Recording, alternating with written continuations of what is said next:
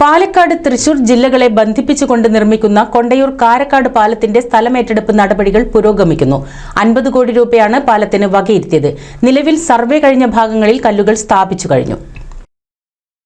ഓങ്ങല്ലൂർ പഞ്ചായത്തിലെ കാരക്കാടിനെയും ദേശമംഗലം പഞ്ചായത്തിലെ കൊണ്ടയൂരിനെയും ബന്ധിപ്പിച്ചാണ് ഭാരതപ്പുഴയ്ക്ക് കുറുകെ പാലം നിർമ്മിക്കുന്നത്. 2017-18 സാമ്പത്തിക വർഷത്തെ ബജറ്റിലാണ് കൊണ്ടയൂർ പാലത്തിന് ഫണ്ട് വകയിരുത്തിയത്. 50 കോടി രൂപയാണ് പദ്ധതിക്ക് വകയിരുത്തിയത്. പാലത്തിന് മാത്രം 16.95 കോടി രൂപയുടെ കിഫ്ബി അംഗീകാരം ലഭിച്ചു. സ്ഥലമേറ്റെടുപ്പിന് 1,32 ലക്ഷം രൂപയാണ് ചെലവിടുന്നത്.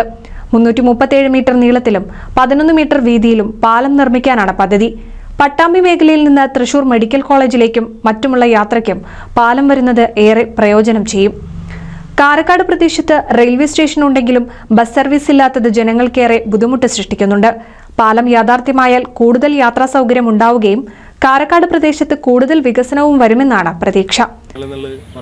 എന്തൊക്കെ ഉപകാരം എന്ന് പറഞ്ഞാൽ മനുഷ്യന് അങ്ങോട്ടും പോകാൻ ഒരു വഴിയില്ല.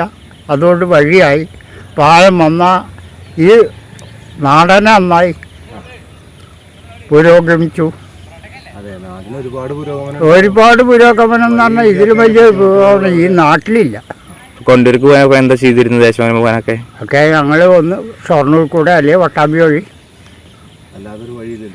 പാലം യാഥാർത്ഥ്യമായാൽ പട്ടാമ്പി മേഖലയിൽ നിന്നുള്ള തൃശൂരിലേക്കുള്ള യാത്രാ ദൂരം കുറയും. നിലവിൽ പട്ടാമ്പി ഓങ്ങല്ലൂർ മേഖലയിലുള്ളവർക്ക് ദേശമംഗലം ഭാഗത്തേക്ക് എത്തണമെങ്കിൽ ഏറെ ചുറ്റിത്തിരിയണം. ഷൊർണൂർ വഴിയോ കൂട്ടുപാത ചെറുതുരുത്ത് വഴിയോ സഞ്ചരിക്കണം.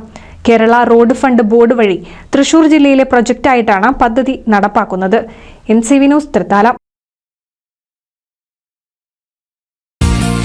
നൂതൻ ഫാൻസി ഓർണമെന്റ്സും cosmetic collection, new born baby ഐറ്റംസിന്റെ എക്സ്ക്ലൂസീവ് കൗണ്ടറുകളുമായി കൽപ്പക വെഡ്ഡിംഗ് സജ്ജമായിരിക്കുന്നു.